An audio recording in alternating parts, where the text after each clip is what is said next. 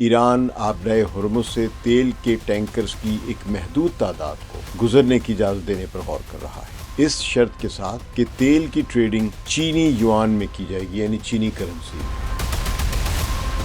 اگر آبرائے ہرمز جیسے اہم رستے سے گزرنے والی آئل ٹریڈ کا رخ کسی دوسری کرنسی کی طرف مڑنے لگے تو یہ صرف ایک تجارتی تبدیلی نہیں بلکہ گلوبل اکنامک سسٹم میں ایک ممکنہ تاریخی تبدیلی کی علامت بھی بن سکتی ہے۔ اس طرح کی شرط کی خبر نے عالمی معیشت میں فوری طور پر ایک کھلبلی پیدا کر دی ہے۔ یہ معاملہ صرف ایک بحری راستے یا جنگی حکمت عملی تک محدود نہیں بلکہ اس سے یہ سوال بھی جڑ جاتا ہے جو فائنینشیل پاور یا اکنامک پاور جو ہے وہ کن ممالک کے ہاتھ میں ہے۔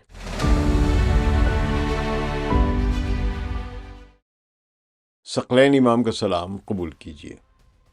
خلیج فارس کے خطے سے ایک نہایت اہم اور ڈرامائی خبر سامنے آئی ہے جس نے فوراً دنیا بھر کی حکومتوں کے لیے اکانومسٹ ہیں اور انرجی اور فائنینشیل مارکیٹس کی توجہ جو ہے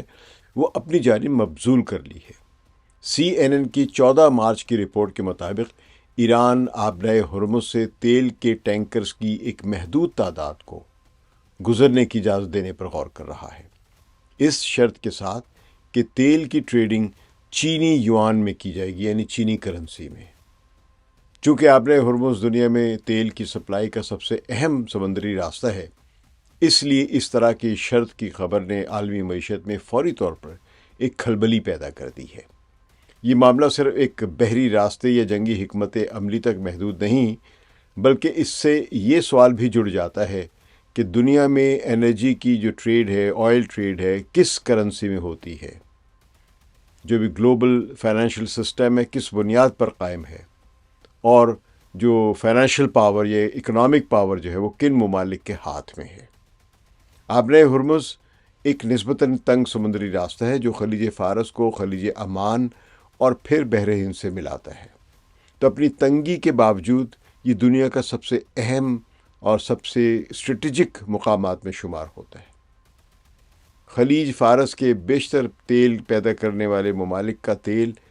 اسی راستے سے گزر کر گلوبل مارکیٹس تک پہنچتا ہے، دوسرے ملکوں تک پہنچتا ہے۔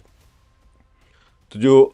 سمجھے جو گلوبل انرجی کے جو ایشوز ہیں ان کے معاملات پر نظر رکھنے والی جو انٹرنیشنل انرجی ایجنسی کے مطابق تقریباً 2 کروڑ بیرل تیل اور پیٹرولیم مصنوعات روزانہ اس راستے سے گزرتی ہیں۔ فی الحال تو یہ بند ہے لیکن آج جب یہ کھلا ہوتا ہے نارملی، تو یہ مقدار دنیا میں روزانہ استعمال ہونے والے تیل کا تقریباً 5واں حصہ بنتی ہے۔ اس راستے پر انحصار کرنے والے جو بڑے ایکسپورٹنگ کنٹریز جو ہیں ان میں سعودی عرب ہے، عراق ہے، کویت ہے، قطر ہے اور متحدہ عرب امارات بھی شامل ہیں۔ ان ممالک کی معیشتیں بڑی حد تک اس بات پر منحصر ہیں کہ یہ راستہ کھلا رہے اور آئل ٹینکرز کی آمد و رفت بغیر رکاوٹ کے جاری رہے۔ اگر یہاں کوئی خلل پیدا ہو جائے جیسا کہ اب ہے تو فوراً گلوبل جو انرجی مارکیٹ ہے ان میں بے یقینی بڑھ جاتی ہے اور جو شپس ہیں ان کی انشورنس مہنگی ہو جاتی ہے، اور سب کا نتیجہ ہے کہ تیل کی قیمتیں اوپر چلی جاتی ہیں اور پوری اکانومی میں ایک بڑا ارتعاش پیدا ہوتا ہے۔ اگر وہ تھوڑی سی بھی بڑھتی ہیں، زیادہ بڑھتی تو سمجھے زلزلہ آ جاتا ہے۔ جب ہم یہ کہتے ہیں کہ آبرائے ہرمز سے روزانہ تقریباً 2 کروڑ بیرل تیل گزرتا ہے تو اس کا اصل معاشی مطلب یعنی جو اس کی کاسٹ ہے وہ مقدار نہیں بلکہ اس کی فائنینشیل کاسٹ ہے، یعنی ایک مالی قدر ہے۔ گلوبل مارکیٹ میں خام تیل کی قیمتیں بدلتی رہتی ہیں لیکن حالیہ جنگ کے دوران ایک محتاط اندازے کے مطابق تقریباً $100 فی بیرل کے قریب یہ آپ کہہ سکتے قیمت ہے اس کی۔ اگر اسی اوسط قیمت کو بنیاد بنایا جائے تو 2 کروڑ بیرل تیل کی روزانہ مالیت تقریباً 2 ارب امریکی ڈالر بنتی ہے، صرف ایک دن کی جو یہاں سے گزرتا ہے آبرائے ہرمز سے۔ اس کا مطلب یہ ہے کہ صرف ایک دن میں اس راستے سے گزرنے والی انرجی کی جو تجارت ہے اور یہ آئل ٹریڈ ہے وہ تقریباً 2 ارب ڈالر کے برابر ہوتی ہے۔ اگر یہی سلسلہ ایک مہینے تک جاری رہے تو اس تجارت کی مالیت تقریباً 60 ارب ڈالر تک پہنچ جاتی ہے، اور اگر اسے پورے سال تک دیکھا جائے، پورے سال کا حساب لگایا جائے تو یہ رقم 700 ارب ڈالر سے بھی زیادہ ہو جاتی ہے۔ یہ محض ایک اندازہ ہے کیونکہ تیل کی قیمت کبھی اس سے اوپر اور کبھی نیچے بھی ہو سکتی ہے، مگر اس سے اندازہ ہو جاتا ہے کہ آپ نے ہرمز سے گزرنے والی انرجی کی جو تجارت ہے، یہ ٹریڈ، آئل ٹریڈ جو ہے، اس کا فائنینشیل والیوم کتنا بڑا ہے۔ اس کے علاوہ ابھی میں یہاں کی گیس اور یوریا کی اس ٹریڈنگ کا ذکر نہیں کر رہا ہوں جو خلیجی ممالک سے ایکسپورٹ ہوتی ہے اور آبر ہرمز سے گزرتی ہے، ابھی اس کے اعداد و شمار میں ابھی چھوڑ رہا ہوں۔ اسی وجہ سے جب ایران کی طرف سے یہ اشارہ دیا جاتا ہے کہ اس راستے سے گزرنے والی تیل کے سودوں کو امریکی ڈالر کے بجائے چینی کرنسی یوان میں طے کرنے کی شرط رکھی جا سکتی ہے، تو ماہرین معیشت اسے محض ایک سیاسی بیان نہیں بلکہ گلوبل فائنینشیل سسٹم کے لیے ایک بہت بڑا چیلنج کے طور پر دیکھتے ہیں۔ گزشتہ کئی دہائیوں سے دنیا میں آئل ٹریڈ زیادہ تر امریکی ڈالر میں ہوتی رہی ہے۔ اس نظام کو عموماً پیٹرو ڈالر نظام کہا جاتا رہا ہے، یعنی ایسا نظام جس میں تیل جیسی جو بنیادی عالمی ایک پروڈکٹ ہے یا شے جو ہے، اس کی قیمت اور ادائیگی ڈالر میں طے ہوتی ہے۔ اس کا نتیجہ یہ ہوتا ہے کہ دنیا کے اکثر ممالک کو تیل خریدنے کے لیے ڈالر کی ضرورت پڑتی ہے، اس لیے وہ اپنے مرکزی بینکوں کے ریزروز میں بڑی مقدار میں ڈالر رکھتے ہیں۔ اس مسلسل طلب کی وجہ سے ڈالر کو گلوبل فائنینشیل سسٹم میں خاص برتری حاصل ہے، بلکہ اس کو گلوبل فائنینشیل سسٹم میں ایک گلوبل ریزرو کرنسی بھی کہا جاتا ہے۔ اگر فرض کیا جائے کہ آپ نے ہرمز سے گزرنے والے تیل کے سودوں کا ایک بڑا حصہ یوان میں ہونے لگتا ہے، تو اس کا مطلب یہ ہوگا کہ تیل خریدنے والے ممالک کو پہلے چینی کرنسی حاصل کرنا ہوگی تاکہ وہ ادائیگی کر سکے۔ چونکہ روزانہ 2 ارب ڈالر کے برابر کی تجارت کی بات ہو رہی ہے، اس لیے اگر یہ ٹریڈ یوان میں منتقل ہو جائے تو عالمی مالیاتی نظام، یہ گلوبل جو فائنینشیل سسٹم ہے، اس میں یعنی یوان کی قیمت بڑھ جائے گی، اس کی مانگ بڑھ جائے گی۔ تو سالانہ بنیاد پر دیکھا جائے تو تقریباً 700 ارب ڈالر کے برابر تجارت یوان میں تبدیل ہو سکتی ہے۔ کسی بھی کرنسی کے لیے ایک بہت بڑی یہ رقم سمجھی جاتی ہے، کیونکہ اتنی بڑی تجارت کے لیے بینکوں، کمپنیوں اور مرکزی بینکوں کو اس کرنسی کے ریزروز رکھنے پڑتے ہیں۔ پھر اس صورتحال میں چین کو ایک خاص معاشی فائدہ ہو سکتا ہے۔ چین اس وقت دنیا میں کروڈ آئل یعنی خام تیل کا سب سے بڑا امپورٹر ہے، اور اس کی اکانومی کی جو بڑی ایک سمجھے جو مقدار ہے انرجی یا آئل کی، وہ امپورٹ ہوتی ہے، یعنی وہ اس لحاظ سے ایک آئل امپورٹنگ کنٹری ہے۔ اگر آئل ٹریڈ یوان میں ہونے لگے تو چین کو فورن مارکیٹ سے ڈالر خریدنے کی بھی ضرورت بہت کم رہ جائے گی۔ اس کے علاوہ دیگر ممالک بھی اگر یوان میں ادائیگی کرنا شروع کریں گے تو وہ اپنی فائنینشیل پالیسیوں میں چینی کرنسی کو زیادہ اہمیت دیں گے۔ اس طرح یوان آہستہ آہستہ انٹرنیشنل ٹریڈ میں زیادہ اہم کردار ادا کرنے لگے گا۔ لیکن یہاں یہ بات بھی سمجھنا ضروری ہے کہ گلوبل فائنینشیل سسٹم میں بڑی تبدیلیاں بہت آہستہ آہستہ آتی ہیں، ایک دم سے نہیں آتی ہیں۔ امریکی ڈالر اس وقت بھی دنیا کی سب سے بڑی استعمال ہونے والی کرنسی ہے۔ امریکی ڈالر دنیا کے مرکزی بینکوں کے عالمی ریزرو میں تقریباً ابھی بھی 57% حصہ رکھتا ہے۔ یہ الگ بات ہے کہ کم ہو رہا ہے، پہلے 80% تھا اور اب تقریباً 80%، اور اب یہ 57% تک آ گیا ہے۔ بعض اوقات یا بعض لوگوں کا اندازہ ہے کہ 54% بھی ہے، لیکن بہرحال 57% ہے، جو کہ ہم ایک ایسا فگر لے رہے ہیں جس کو عام طور پہ کوٹ کیا جاتا ہے۔ اور عالمی تیل کی جو تجارت ہے، یعنی گلوبل لیول پہ جو آئل ٹریڈ ہے، اس میں تقریباً 80 سے 85% لین دین ہے وہ امریکی ڈالر میں ہوتا ہے، کیونکہ یہ پیٹرو ڈالر بنا ہی اس طرح تھا۔ ان فگر سے ظاہر ہوتا ہے کہ بینکنگ قرضوں اور مرکزی بینکوں کے جو ریزروز میں ڈالر کا حصہ اب بھی بہت زیادہ ہے۔ اس لیے یہ توقع کرنا کہ یوان فوری طور پر ڈالر کی جگہ لے لے گا حقیقت پسندانہ نہیں ہے۔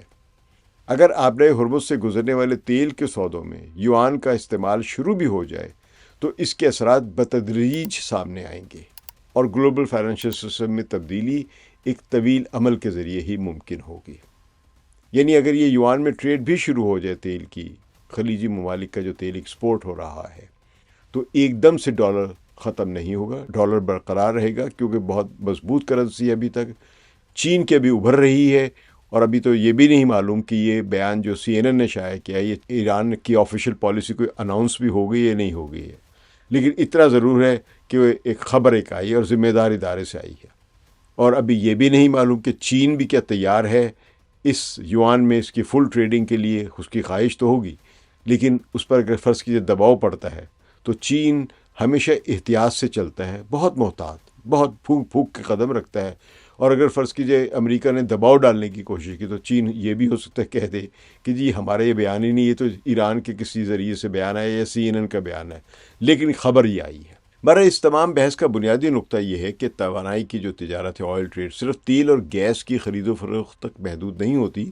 بلکہ اس کا تعلق براہ راست جو ایک گلوبل فائنینشیل جو پاور ہے اس سے بھی ہوتا ہے. جس کرنسی میں توانائی کی بڑی تجارت ہوتی ہے، یعنی آئل ٹریڈ ہوتی ہے، اسے عالمی سطح پر ایک خاص حیثیت حاصل ہو جاتی ہے. اسی لیے اگر آپ نے ہرمز جیسے اہم ایک رستے سے گزرنے والے آئل ٹریڈ کا رخ کسی دوسری کرنسی کی طرف موڑنے لگے تو یہ صرف ایک تجارتی تبدیلی نہیں بلکہ گلوبل اکنامک سسٹم میں ایک ممکنہ تاریخی تبدیلی کی علامت بھی بن سکتی ہے. موجودہ کشیدگی دراصل ایک وسیع علاقائی تنازع کے پس منظر میں پیدا ہوئی ہے، جس میں ایران اور مغربی طاقتوں کے درمیان اختلافات گہرے ہوتے رہے ہیں اور اب بہت زیادہ ہیں. کئی برسوں سے ایران کو سخت اکنامک سینکشنز کا سامنا کرنا پڑا ہے، جو بنیادی طور پر امریکہ اور اس کے اتحادیوں کی طرف سے عائد کی گئی ہوئی ہیں، بلکہ میجر سینکشن جو وہ امریکہ ہی کی طرف سے ہیں. اقوام متحدہ کی طرف سے ایران پر کوئی سینکشن نہیں ہے.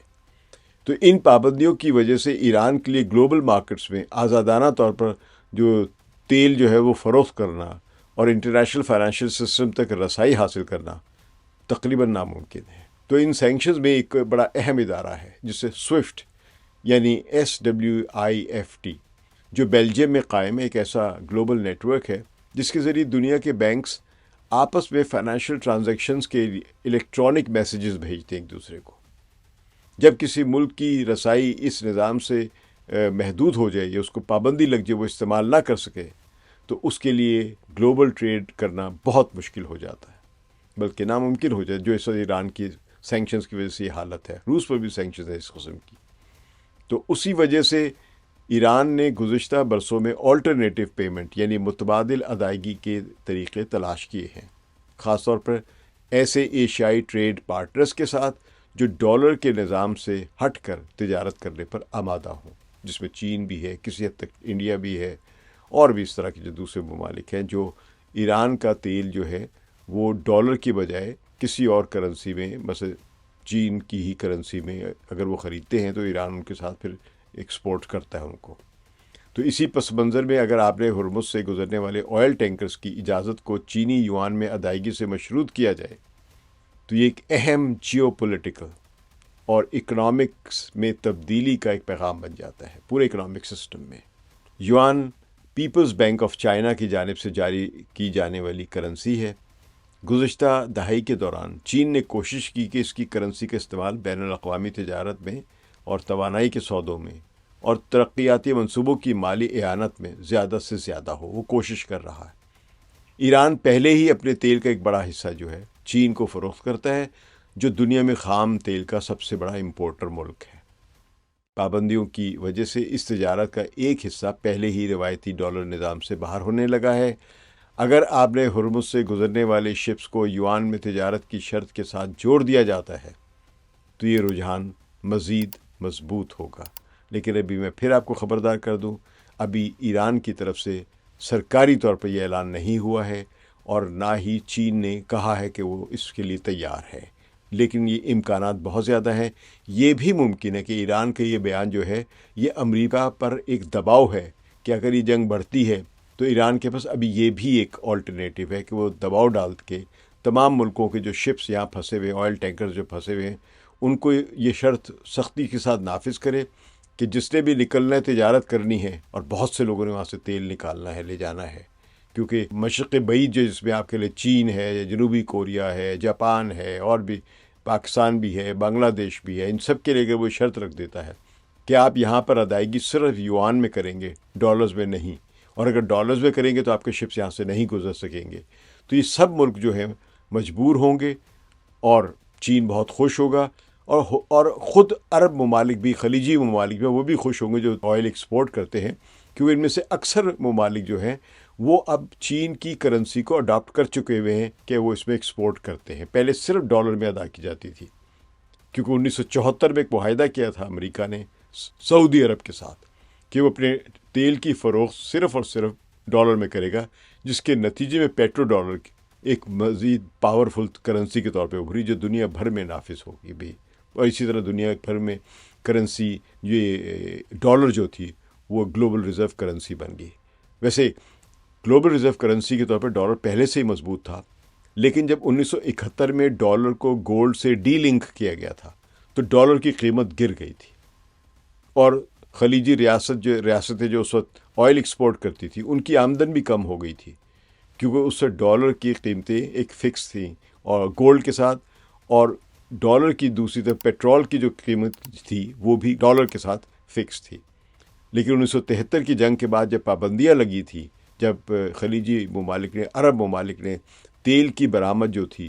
وہ معطل کر دی تھی، دنیا میں بائیکاٹ کر دیا تھا ان ممالک کا جنہوں نے اسرائیل کی بڑی مدد کی تھی، تو اس کے بعد سے پھر ڈالر سے اس کی جو فکس پرائس تھی آئل کی ایکسپورٹ کی فی بیرل وہ ٹوٹ گئی، اور پھر یہ مارکیٹ پرائسز پہ چلا گیا۔ اس سے پھر خلیجی ممالک کو بہت فائدہ ہوا تھا، اسی لیے 1973 کے اس آئل کے اس جھٹکے کے بعد ساری دنیا میں پھر یہ خلیجی ممالک کی بہت آمدن بڑھ گئی تھی، ہر آئل ایکسپورٹ کرنے والے ملک کی آمدن بہت زیادہ بڑھ گئی تھی۔ تو اس کے بعد پھر 1974 میں امریکہ نے یہ معاہدہ کیا تھا سعودی عرب کے ساتھ کہ آپ کیونکہ ایک بڑے ایکسپورٹر ہیں، لہٰذا آپ کے ساتھ معاہدہ کرتے کہ آپ ڈالر کی قیمت ایکسیپٹ کریں گے اور ڈالر میں ہی اپنا تیل بیچا کریں گے، تو اس سے یہ ڈالر پیٹرول کی وجہ سے مضبوط ہو گیا، اور پھر ہر قسم کی کموڈیٹیز کی جو تجارت ہوتی تھی، ٹریڈ ہوتی تھی، اس کی خرید و فروخت پھر ڈالر بھی اس کی قیمت طے ہوتی تھی۔ لیکن اب یہ سلسلہ آہستہ آہستہ بدل رہا ہے، ڈالر ابھی بھی مضبوط ہے، یہ نہ سمجھے کہ بہت کمزور ہے۔ تو گزشتہ کئی دہائیوں سے جو گلوبل مارکیٹ کہہ رہے ہیں جو آئل کی ہے، وہ جس نظام کے تحت چلتی رہی اسے عموماً پیٹرو ڈالر نظام کہا جاتا رہا ہے۔ 1970 کی دہائی کے تیل کے بحران کے بعد خلیجی ممالک نے اپنے خام تیل کی قیمتیں مقرر جو کرتے تھے وہ مکمل طور پر امریکی ڈالر میں مقرر کرنا شروع کر دی تھی، چونکہ ہر ملک کو توانائی کی ضرورت ہوتی ہے، ہر ایک کو آئل چاہیے، گیس چاہیے، تو اس لیے اس نظام کے نتیجے میں دنیا بھر میں ڈالر کی ایک مستقل مانگ پیدا ہو گئی۔ اب ہر ایک کو بہت ضرورت ہے کہ ڈالرز کے ریزروز رکھے، کیونکہ وہ آئل یا گیس جو ہے اس کے لیے اس کو ڈالر کی قیمت ادا کرنی پڑتی ہے یا ڈالر میں قیمت ادا کرنی پڑتی ہے۔ اب یہ بدل رہا ہے سلسلہ، تو مختلف حکومتیں اپنے زر مبادلہ کے ذخائر میں ڈالر جمع کر کے رکھتی ہیں تاکہ تیل خرید سکیں، اور عالمی بینکنگ نظام جو ہے اس میں توانائی کی زیادہ تر تجارت ڈالر کے ذریعے ہونے لگی۔ اس عمل نے وقت کے ساتھ امریکی معیشت اور اس کی کرنسی کو گلوبل سسٹم میں ایک مرکزی حیثیت دے دی۔ آج بھی دنیا کے بیشتر جو مرکزی بینکس ہیں، سینٹرل بینکس، ان کے ریزروز کا بڑا حصہ ڈالر میں رکھا جاتا ہے، جس کی سب سے بڑی وجہ ہی آئل کی جو ایکسپورٹ ہے یا ٹریڈنگ ہے دنیا میں وہ ڈالر میں اب تک ہو رہی ہے، ڈومیننٹ کرنسی۔ جیسے کہ میں نے عرض کیا کہ تیل کی خرید و فروخت میں ابھی بھی ڈالر کا استعمال جو ہے وہ 80% سے زائد ہے۔ تو اگر آپ نے ہرمز جیسے اہم راستے سے گزرنے والے تیل کے سودے کسی حد تک یوان میں ہونے لگیں تو اس کا ایک جو علامتی اثر ہے وہ بہت بڑا ہو سکتا ہے۔ تیل ایکسپورٹ کرنے والے ممالک کو ادائیگی کے لیے چینی کرنسی کے ذخائر رکھنے پڑ سکتے ہیں۔ انٹرنیشنل فائنینشیل انسٹیٹیوشنز بھی ممکن ہے یوان میں توانائی کی جو تجارت ہے، آئل ٹریڈ جو ہے، اس کے نئے نظام تیار کریں۔ اس طرح فوری طور پر ڈالر کی جگہ لینا ممکن تو نہیں ہوگا، لیکن گلوبل فائنینشیل سسٹم میں آہستہ آہستہ ایک ملٹی کرنسی سسٹم یا کہہ لیں جو ہے وہ ابھرتا چلا آئے گا، جس میں کئی بڑی کرنسیاں اپنا کردار ادا کر سکیں گی۔ اور جس طرح ہم کہتے رہتے کہ یونی پولر ورلڈ سے دنیا ملٹی پولر ورلڈ کی طرف جا رہی ہے، تو اسی طرح جو ڈالر کی وجہ سے ایک یونی ڈالر یا یونی کرنسی یہ دنیا کا فائنینشیل سسٹم چل رہا ہے، یہ پھر ملٹی کرنسی کی شکل اختیار کر سکتا ہے، جس کے نتیجے میں ڈالر بہرحال کمزور ہوگا، ختم نہیں ہوگا۔ یہ امریکہ کے لیے بہت بڑا چیلنج ہے جو ایران نے اس کے سامنے کھڑا کر دیا ہے۔ ابھی تک صرف خبر آئی ہے، ایران نے کوئی سرکاری طور پر اعلان نہیں کیا ہے، ہم انتظار کریں گے، لیکن یہ بڑے اشارے ہیں کیونکہ اس کے لیے تیاریاں ہو رہی ہیں بہت عرصے سے، اور اس وقت دنیا کی جو بڑی پوری برکس کی جو ساری کھیل ہے، یا ایس سی او کی جو ساری کھیل ہے، یا RIC کی جو اب تک ساری کھیل ہے، وہ یہی ہے کہ ڈالر کو واحد ایک کرنسی نہ رہنے دیا جائے، دوسری کرنسیز بھی مارکیٹ میں آئیں اور دنیا کو یونی پولر ورلڈ سے نکال کر ملٹی پولر ورلڈ کی طرف لے جایا جائے۔ یہ برکس کی سب سے بڑا کھیل ہے اس وقت ابھی تک۔ چین کے نقطہ نظر سے دیکھا جائے تو اپنی کرنسی کو عالمی سطح پر پھیلانا ایک لانگ ٹرم اسٹریٹجی اس کی رہی ہے۔ بیجنگ نے دنیا کے مختلف مالیاتی مراکز میں یوان کے لین دین کے مراکز قائم کیے ہوئے ہیں، اور اپنی اس کے جو ٹریڈ پارٹنرز ہیں ان کو مقامی کرنسیوں میں تجارت کرنے کی ترغیب دی رہی ہے یہ چین کی جو حکومت ہے۔ اس طرح برکس نامی گروپ جس میں برازیل، روس، انڈیا، چین اور جنوبی افریقہ آتے ہیں، اور بھی کئی ممالک شامل ہو گئے، خود ایران بھی اس میں شامل ہوا ہے، پاکستان بھی کوشش کر رہا ہے کہ اس میں شامل ہو۔ تو یہ عالمی تجارت میں ایک مغربی جو بھی فائنینشیل سسٹم ہے اس پر انحصار کم کرنے کی بات کرتا ہے۔ اگر مشرق وسطیٰ کے تیل کی بڑی مقدار یوان میں فروخت ہونے لگے تو چین کے لیے ایک بڑا اس کا اپنا بھی ایک اکنامک جو بہت بڑا فائدہ ہوگا، کیونکہ توانائی خریدنے کے لیے وہی کرنسی استعمال ہوگی جو خود چین جاری کرتا ہے۔ تو چین کی ایک اچھی خاصی dominant position international financial system میں بن جائے گی۔ اس کے باوجود اکانومسٹ جو ہیں وہ اس بات پر زور دیتے ہیں کہ امریکی ڈالر کی جو اس گلوبل ایک ہیجیمنی ہے یہ فوری طور پر ختم نہیں ہوگی۔ امریکہ کا فائنینشیل سسٹم اب بھی دنیا میں سب سے بڑا اور سب سے زیادہ مستحکم سمجھا جاتا ہے۔ امریکی حکومت کے بانڈز جنہیں ٹریجری سیکیورٹیز کہا جاتا ہے وہ گلوبل جو انویسٹرز ہیں اور جو مرکزی بینکوں کے لیے محفوظ سرمایہ کاری سمجھے جاتے ہیں۔ تو گلوبل ٹریڈ اور جو قرضے اور جو کئی بڑی کموڈیٹیز مارکیٹس ہیں وہ بھی ڈالر میں اپنی تجارت کرتی ہے، ابھی تک ڈالر ان میں غالب ہے۔ اس لیے اگرچہ کچھ تیل کے سودے یوان میں ہونے لگے، پھر بھی ڈالر آنے والے کئی برسوں تک عالمی معیشت میں ایک بنیادی کرنسی کے طور پر موجود رہے گا۔ اور چین کی یہ خواہش نہیں ہے، نہ روس کی یہ خواہش ہے کہ ڈالر کو بالکل ختم کر دیا جائے یا ڈی تھرون کیا جائے۔ وہ صرف ملٹی کرنسی ورلڈ یا ملٹی پولر ورلڈ کریٹ کرنا چاہتے ہیں کہ سب کو موقع ملنا چاہیے۔